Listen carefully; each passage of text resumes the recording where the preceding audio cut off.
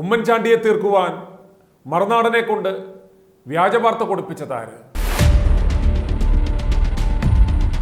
Covishield വാക്സിന്റെ ഉൽപാദകരായ AstraZeneca vaccine എടുത്തവരിൽ അപൂർവമായി രക്തം കട്ടപിടിക്കുന്നതുൾപ്പെടെയുള്ള ഗുരുതര പാർശ്വഫലങ്ങൾ ഉണ്ടാകാമെന്ന സ്ഥിരീകരണം UK ഹൈക്കോടതിയിൽ നൽകിയ പശ്ചാത്തലത്തിൽ ഇതിന്റെ ചുവടുപിടിച്ച് ഉമ്മൻചാണ്ടിയുടെ മകൻ ചാണ്ടിയുമ്മൻ ഫേസ്ബുക്ക് ലൈവിൽ കഴിഞ്ഞ ദിവസം വന്നിരുന്നു.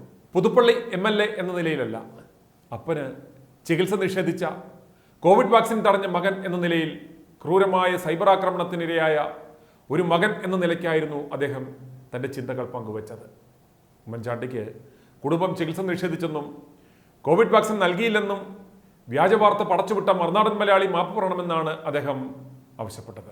1970 മുതൽ 2021 വരെ ദീർഘമായ 5 പതിറ്റാണ്ട് കാലം എന്ന് പറഞ്ഞാൽ വ്യാജവാർത്ത കൊടുത്ത പലരും ഞരമ്പിൽ കൂടെ പോലും ഓടാതിരുന്ന കാലം, പുതുപ്പള്ളിയുടെ വരമ്പിലൂടെ ഓടിയ പുതുപ്പള്ളിക്കാരുടെ, കേരളത്തിൻ്റെ സ്വന്തം ഉമ്മൻചാണ്ടിയെ കൊല്ലാതെ കൊന്നവരുടെ ഉദ്ദേശം അദ്ദേഹത്തിന് ശേഷം പുതുപ്പള്ളിയിൽ അദ്ദേഹത്തിൻ്റെ മകനോ കുടുംബാംഗങ്ങളോ ഇനി നിയമസഭ കാണരുത് എന്നതായിരുന്നു. സോളാർ വിവാദം മുതൽ ചികിത്സാ നിഷേധം വരെ അതിൻ്റെ ഭാഗമായിരുന്നു. അപ്പനെയും മകനെയും മക്കളെയും ഒരുപോലെ ലക്ഷ്യം വെച്ചുള്ള ഒരു കൊട്ടേഷനായിരുന്നു പടച്ചുവിട്ട ആ വ്യാജ വാർത്തകൾ. ചാണ്ടിയുമ്മൻ്റെ ആ ലൈവ് നിങ്ങളിൽ പലരും കണ്ടിട്ടുണ്ടാവും. കാണാത്തവർക്കായി ഒരിക്കൽ കൂടി ഞങ്ങൾ ഇതാ നൽകുന്നു. ഞാൻ ഈ ലൈവിൽ വരാനുള്ള കാരണം ഇന്നലെ വന്നൊരു വാർത്തയാണ്. അത് നിങ്ങൾക്ക് എല്ലാവർക്കും അറിയാം, വാക്സിനെ കുറിച്ച് വന്ന വാർത്ത. ഞാനിപ്പോൾ അത് സൂചിപ്പിക്കാൻ മറ്റൊരു കാരണമില്ല. എൻ്റെ പിതാവിൻ്റെ ആരോഗ്യവുമായി ബന്ധപ്പെട്ട് അദ്ദേഹത്തിന് ചികിത്സ നൽകുന്നില്ല എന്ന് പറഞ്ഞാണ് ഒത്തിരി വാർത്തകൾ ഇവിടെ പഠിച്ചുവിടുകയുണ്ടായി. അതിനകത്ത് ഒരാക്ഷേപം അദ്ദേഹത്തിന് ഞാൻ വാക്സിൻ കൊടുത്തിരുന്നില്ല എന്നുള്ളതാണ്. പക്ഷേ എന്തു വേണമെങ്കിലും ആയിക്കോട്ടെ, ഇന്നലത്തെ വാർത്തയുടെ അടിസ്ഥാനത്തിലാണെങ്കിലും അല്ലേലും അദ്ദേഹത്തിന് നന്മ മാത്രമാണ് നമ്മളെപ്പോഴും ഉദ്ദേശിച്ചിരുന്നത്. പക്ഷേ തുടർന്നും എൻ്റെ പിതാവിൻ്റെ മരണത്തെക്കുറിച്ച് ആക്ഷേപം ഉന്നയിക്കുന്ന സാഹചര്യത്തിൽ നിങ്ങൾക്കറിയാം, പല സ്ഥലത്തും വന്ന് അദ്ദേഹത്തിന് മരുന്ന് കൊടുത്തില്ല എന്നും ട്രീറ്റ്മെൻറ്റ് കൊടുത്തില്ല എന്നുള്ള ആക്ഷേപം തുടരുന്ന സാഹചര്യത്തിലാണ് ഞാൻ ഈ വീഡിയോ ഇടാൻ കാരണം. എനിക്ക് അഭ്യർത്ഥിക്കാനുള്ളത്, ഈ തെറ്റായ വാർത്ത കൊടുത്ത മറുനാടൻ മലയാളി മാപ്പ് പറയുവാൻ തയ്യാറാവണം എന്നുള്ളത് തന്നെയാണ്. കാരണം ശരിയല്ലാത്തൊരു വാർത്തയാണ് നിങ്ങൾ കൊടുത്തത്. അദ്ദേഹത്തിന്റെ ട്രീറ്റ്മെന്റിന് വേണ്ടി എല്ലാം മാക്സിമം ചെയ്തു എന്ന് മാത്രമല്ല, അദ്ദേഹത്തിന് ദോഷം വരുന്ന ഒന്നും ചെയ്യരുത് എന്ന് ആഗ്രഹിച്ചുകൊണ്ടാണ് വാക്സിൻ ഉൾപ്പെടെ ഒന്നും കൊടുക്കാറുന്നത്. അപ്പോൾ തീർച്ചയായിട്ടും ഇന്നത്തെ വാർത്ത അതിനെ സാധൂകരിക്കുകയാണ്. ഈ ഒരു സാഹചര്യത്തിൽ മറുനാടൻ മലയാളി മാപ്പ് പറയാൻ തയ്യാറാവണം എന്നുള്ളതാണ് എനിക്ക് അഭ്യർത്ഥിക്കാനുള്ളത്. കാരണം എന്നെപ്പറ്റിയും കുടുംബത്തെപ്പറ്റിയും ഇന്നും നിരന്തരമായി പൊതുവേദിയിൽ വന്ന് അദ്ദേഹത്തിന് ട്രീറ്റ്മെന്റ് കൊടുത്തില്ല എന്നുള്ള വാർത്ത ഉണ്ടാകുവാൻ സാഹചര്യമായത് നിങ്ങളാണ്, നിങ്ങളുടെ വാർത്തയാണ്. ഇത് ഇന്നും തുടരുകയാണ്. ഞാൻ ഇന്ന് ചില വേദികളിൽ ഈ കമന്റ് കണ്ടതുകൊണ്ടാണ് എനിക്ക് പബ്ലിക്കായിട്ട് വന്ന് ഇത് ആവശ്യപ്പെടേണ്ടി വരുന്നത്. നിങ്ങളുടെ മാപ്പ് എനിക്ക് വലിയ വ്യത്യാസം ഉണ്ടാക്കുന്നില്ലെങ്കിലും പൊതുസമൂഹത്തിന് മുന്നിൽ അത് ഒരു വ്യത്യാസം ഉണ്ടാക്കും എന്നുള്ള കാര്യത്തിൽ യാതൊരു സംശയവുമില്ല.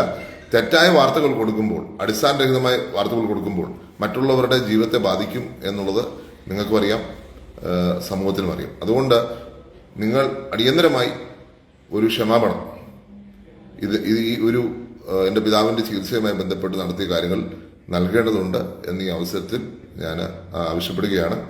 പ്രത്യേകിച്ച് നീണ്ട് ഞാൻ പോകുന്നില്ല. പക്ഷേ ഇന്നും തുടരുന്ന ആക്ഷേപങ്ങൾ, എൻ്റെ പിതാവിൻ്റെ മരണത്തെക്കുറിച്ച് തുടരുന്ന ആക്ഷേപങ്ങൾ അവസാനിപ്പിക്കണമെങ്കിൽ ഈ തരത്തിലുള്ള ഒരു മാപ്പപേക്ഷ വേണം എന്നുള്ളതാണ് പൊതുവായ ഒരു ഒപ്പീനിയൻ വന്നിരിക്കുന്നത്. അതുകൊണ്ടാണ് ഞാൻ ആവശ്യപ്പെടുന്നത്. എല്ലാവർക്കും നമസ്കാരം. ചാണ്ടിയുമ്മൻ്റെ ഫേസ്ബുക്ക് ലൈവ് ചർച്ചയായപ്പോൾ മാധ്യമപ്രവർത്തകരുടെ ചോദ്യങ്ങൾക്ക് ചാണ്ടിയുമ്മൻ കൂടുതൽ വ്യക്തത വരുത്തി. സോളാർ വിവാദം മുതൽ ഉമ്മൻചാണ്ടിയുടെ കുടുംബത്തെ വേട്ടയാടിയ മറുനാടൻ മലയാളിയെക്കുറിച്ച് വരെ രൂക്ഷമായ ഭാഷയിലാണ് ചാണ്ടിയുമ്മൻ പ്രതികരിച്ചത്. എൻ്റെ പിതാവിനെ വളരെ ക്രൂരമായി സോളാർ സമയത്ത് വളരെ നികൃഷ്ടമായി അദ്ദേഹത്തെ, എന്നെ, എൻ്റെ കുടുംബത്തിലെ അംഗങ്ങളെക്കുറിച്ച് ഈ മാധ്യമം വളരെ മോശമായി പ്രസ്താവനകൾ നടത്തി, വളരെ മോശമായി കാര്യങ്ങൾ പറഞ്ഞു. ഞങ്ങൾക്ക് ആർക്കും പരാതി ഉണ്ടായില്ല. ഒരു കേസ് പോലും ഞാൻ കൊടുത്തിട്ടില്ല. അതിനുശേഷം എൻ്റെ പിതാവിൻ്റെ 50-ാമത്തെ വർഷം, MLA 50-ാമത്തെ വർഷം അദ്ദേഹം ഒന്ന് ഇൻ്റർവ്യൂ എടുത്തു, ക്ഷമ ചോദിച്ചു. ഞാൻ അപ്പോഴും ഒന്നും കാര്യമാക്കിയിരുന്നില്ല. ഇത് എൻ്റെ പിതാവ് അദ്ദേഹത്തിൻ്റെ വിഷമസന്ധിയിൽ ഒത്തിരി ആക്ഷേപങ്ങൾ ഉന്നയിക്കുകയുണ്ടായി. അദ്ദേഹത്തെ എങ്ങനെ ഒരു പോറൽ പോലും പറ്റാതെ സംരക്ഷിക്കണമെന്നാണ് ഞങ്ങൾ ചിന്തിച്ചിട്ടുള്ളത്.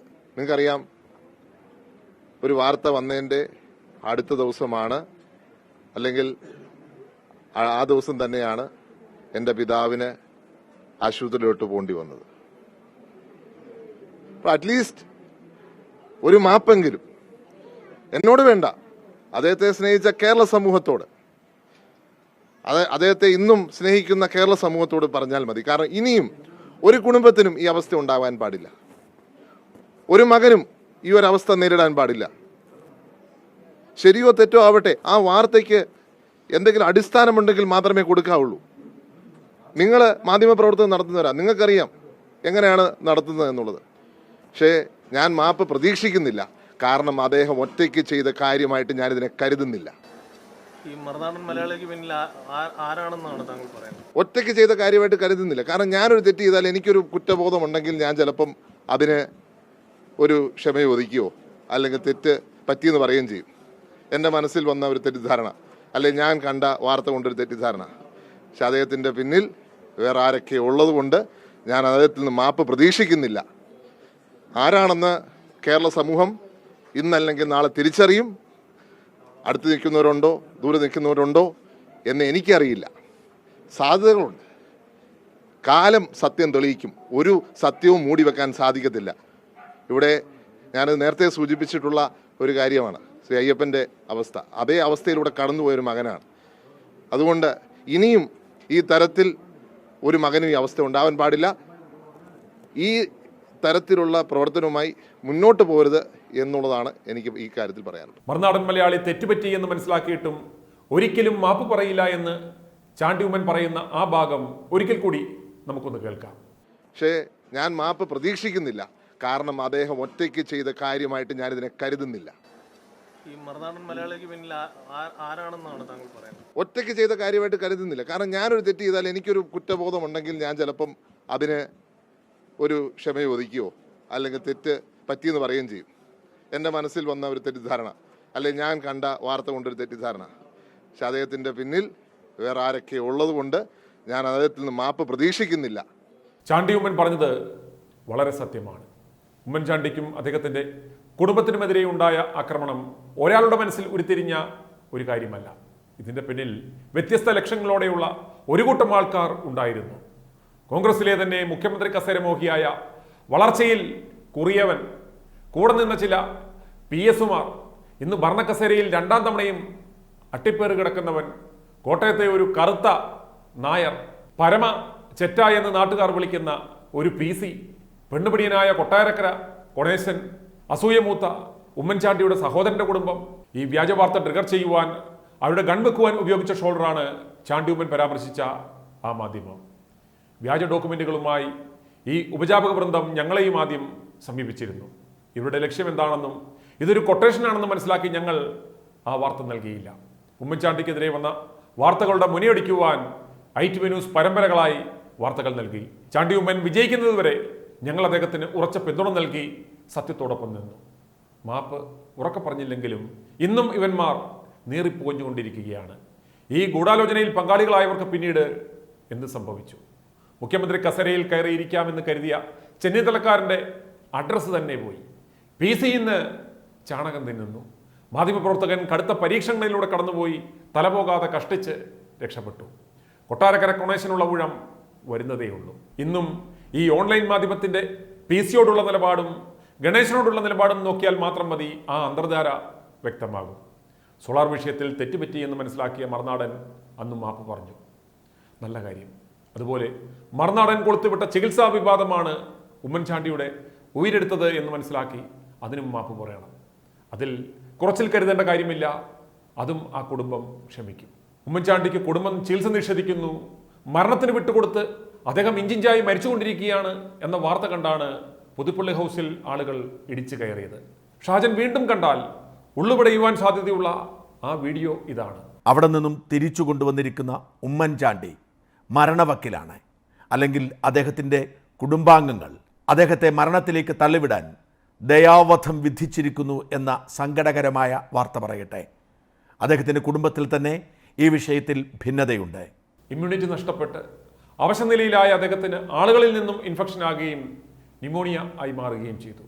പിന്നീട് ആ പോക്ക് ബംഗളൂരുവിലേക്ക് പോവുകയും തിരിച്ചദ്ദേഹം എങ്ങനെയാണ് വന്നതെന്ന് നമ്മൾ കണ്ടതാണ്.